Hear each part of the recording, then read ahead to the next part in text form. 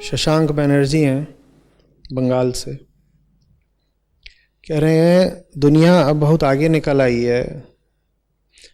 आज के इंसान की बुद्धि 5-10 हज़ार साल पहले के इंसान से कहीं ज़्यादा तेज़ है। साइंस ने पुरानी सारी बातों और पुरानी सोच को बेकार साबित कर दिया है। आपके ये सब पुराने गीता उपनिषद आज कोई अर्थ नहीं रखते। इनके शब्दों में ये पुरानी सोच और पिछड़े विचारों के प्रतिनिधि हैं। कह रहे हैं गीता उपनिषद वगैरह पुरानी सोच और पिछड़े विचारों के प्रतिनिधि हैं, और आज के इंसान की अक्ल पहले के मुकाबले बहुत ज़्यादा तेज़ है, क्योंकि आज का इंसान साइंस का इंसान है, विज्ञान का इंसान है। तो ऐसा करो शशांक कि आज के इंसान की माने अपनी और तुम्हारे जो सबसे ज़्यादा अक्लमंद दोस्त यार हों या जान पहचान वाले हों, सबसे ज़्यादा साइंस पढ़े लिखे लोग हों तुम्हारी नज़र में, उन सबको इकट्ठा कर लो और उनसे कहो कि अपनी तेज़ बुद्धि लगा करके ये जो पुरानी सड़ी गली सोच के उपनिषद हैं, इनके बस किसी एक श्लोक का अर्थ बता दें। और एक आदमी को चुनौती नहीं दे रहा, तुम अपने जैसों की पूरी भीड़ इकट्ठी कर लो और उसके बाद बस किसी एक श्लोक का अर्थ बता देना। कोई भी एक श्लोक उठा लेना गीता से उपनिषद से। अगर बता लो तो समझ लेना कि आज के इंसान की बुद्धि वाकई बहुत तेज हो गई है, और समझ लेना कि साइंस के सामने अब अध्यात्म की कोई ज़रूरत नहीं रही। और अगर न बता पाओ तो इस तरह की फिर फूहड़ बात दोबारा मत करना। एक श्लोक, अच्छा एक श्लोक तो तुम्हें पता ही नहीं होगा, तुम्हें तो शायद संस्कृत में श्लोक लिखना भी ना आए। तुमसे कह दूं अभी देवनागरी में श्लोक लिख दो, तुम लिख भी नहीं पाओगे। पूरा श्लोक नहीं, सिर्फ शब्द श्लोक, आधा श लो और क नहीं लिख पाओगे ना। अब भाई ज्यादा तेज आदमी हो आज के, तो मैं ही श्लोक बताए देता हूं। ओम पूर्णमदः पूर्णमिदं पूर्णात् पूर्णस्य उच्यते पूर्णस्य पूर्णमादाय पूर्णमेवावशिष्यते। बहुत सारे उपनिषदों का शांति पाठ है ये।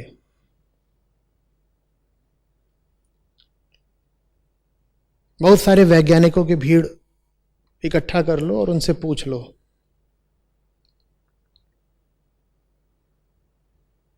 कि पूर्णस्य पूर्णमादाय पूर्णमेवावशिष्यते का अर्थ क्या है, और क्या कहना चाहते थे ऋषि जब वो कह रहे थे पूर्णमदः पूर्णमिदम्।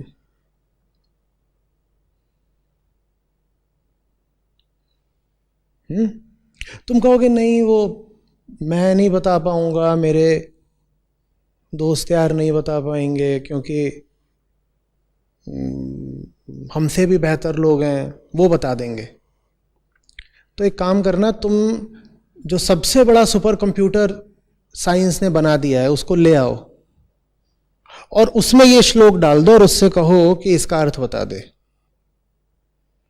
इंसान ने आज जो सबसे बड़ा सुपर कंप्यूटर बनाया है उसमें श्लोक डाल देना और कहना इसका अर्थ बता दे। वो इसका अर्थ नहीं बता पाएगा, वो अधिक से अधिक इसका अनुवाद कर पाएगा। बस अनुवाद वो किसी भी भाषा में कर देगा, तुरंत कर देगा। 200 भाषाओं में वो 2 नैनो सेकेंड में इसका अनुवाद कर देगा, पर उसको कहना अर्थ बता दे। और मैं तुम्हें चुनौती के साथ बोल रहा हूं, आज का सुपर कंप्यूटर हो चाहे आज से 2000 साल बाद का सुपर कंप्यूटर हो, मैं मान रहा हूं यहां पे कि तुम्हारा विज्ञान दुनिया को 2000 साल बाद भी बचे रहने देगा। तो अगर तुम्हारे विज्ञान ने दुनिया को 2000 साल बाद भी बचे रहने दिया, तो उस वक्त का जो सबसे उन्नत सुपर कंप्यूटर होगा तुम उसको भी आजमा के देख लेना। तब तो भाई आर्टिफिशियल इंटेलिजेंस न जाने कहां पहुंच चुकी होगी। वो पूरे का इस्तेमाल करके देख लेना, तब भी कह देना कि भैया मतलब बता दो, ये जो अभी श्लोक मैंने तुम्हारी ओर प्रेषित किया इसका मतलब बता दो मुझे। गीता का भी तुमने यहां पर नाम ले लिया है, गीता के 2-4 श्लोक लेना और बड़े से बड़े वैज्ञानिक से कहना ये श्लोक है, ये उस श्लोक का इंग्लिश ट्रांसलेशन है, तो आपको मैंने ट्रांसलेशन भी मुहैया करा दिया, अब मुझे मतलब बता दीजिए इस श्लोक में क्या बात कही गई है, बता दीजिए। और वो बता दें तो बात करना। और याद रखना, अनुवाद अर्थ नहीं होता कि तुम उसका अनुवाद कर दो और बोलो कि यही तो कह रहे हैं कृष्ण। ना ना ना, अनुवाद में और अर्थ में जमीन आसमान का अंतर।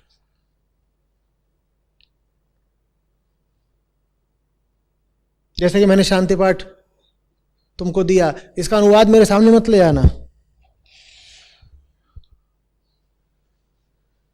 कि ये भी पूर्ण है वो भी पूर्ण है, पूर्ण से पूर्ण ही उदित होता है और पूर्ण से पूर्ण जब उद्भूत भी हो जाता है तो पूर्ण ही शेष रहता है। ये मत लेके आ जाना कि यही तो इसका मतलब है। नहीं, ये नहीं इसका मतलब है, इसका मतलब बहुत आगे का है और उसका मतलब साइंस की पकड़ से बिल्कुल बाहर का है। क्यों बाहर का है? क्योंकि साइंस का काम है दुनिया की चीजों की बात करना, दुनिया के ऑब्जेक्ट्स की बात करना। ये पूरी दुनिया ही अपने आप में बहुत सारे ऑब्जेक्ट्स का समूह है। जहां देखो वहां ऑब्जेक्ट्स नजर आते हैं ना। साइंस ऑब्जेक्टिव है, जो कुछ दिख रहा है उसके बारे में समझो, उसकी बात करो, उसे जानना चाहो, उस पर प्रयोग करो, बहुत अच्छी बात है। मैं विज्ञान को बहुत बहुत सम्मान की नजर से देखता हूं। अगर तुम मुझे सुनते हो तो इतनी बात जानते होगे। लेकिन विज्ञान कभी सब्जेक्ट को देखता ही नहीं है। वो चीज विज्ञान की परिभाषा से ही बाहर की है। विज्ञान का जो पूरा क्षेत्र है उसकी परिभाषा क्या है? वो उसकी परिभाषा है द स्टडी ऑफ ऑब्जेक्ट्स। विज्ञान में द स्टडी ऑफ सब्जेक्ट आता ही नहीं है। और सब्जेक्ट कौन है? वो जिसको तुम मैं बोलते हो, अहम बोलते हो, वो जो चेतना है तुम्हारी, वो सब्जेक्ट है।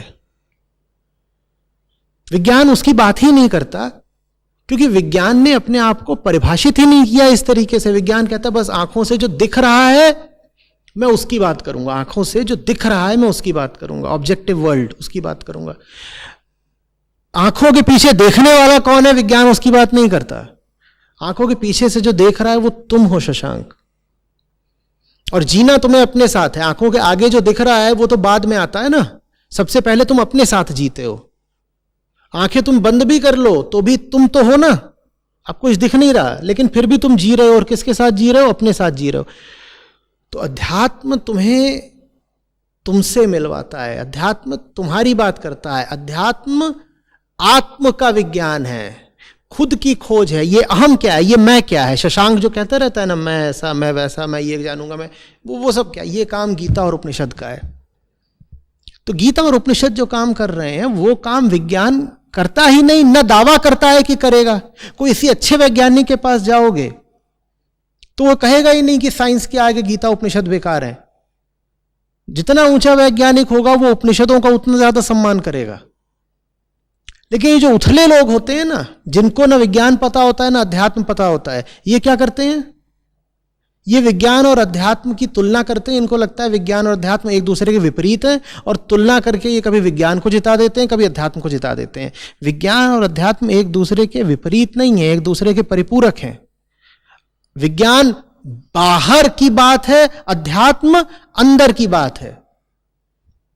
और इन दोनों में भी पहले कौन आता है? अध्यात्म पहले आता है, क्योंकि बाहर जो भी है उसको देखने वाले तो तुम हो ना,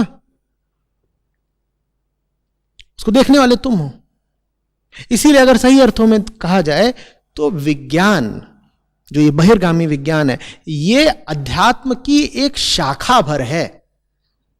क्योंकि जब तुम मैं की बात करने निकलते हो तो तुम्हें यह भी पूछना पड़ता है कि ये मैं आया कहां से, और ये मैं कहां से आया है? ये मैं बाहरी दुनिया के प्रभावों से आया है। तो फिर तुम्हें बाहरी दुनिया की भी खोजबीन करनी पड़ेगी। तो माने तुम्हें विज्ञान का पूरा क्षेत्र खड़ा करना पड़ेगा।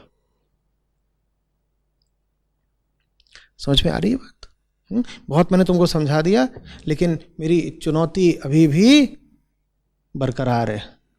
अपने सब तेज बुद्धि वाले आधुनिक दोस्तों को पकड़ना और उनसे कहना, भाई एक छोटा मोटा ऐसे ही उपनिषदों का श्लोक आया है, चलो इसका अर्थ कर लेते हैं, और अर्थ ना कर पाओ तो थोड़ा जमीन पर आ जाओ।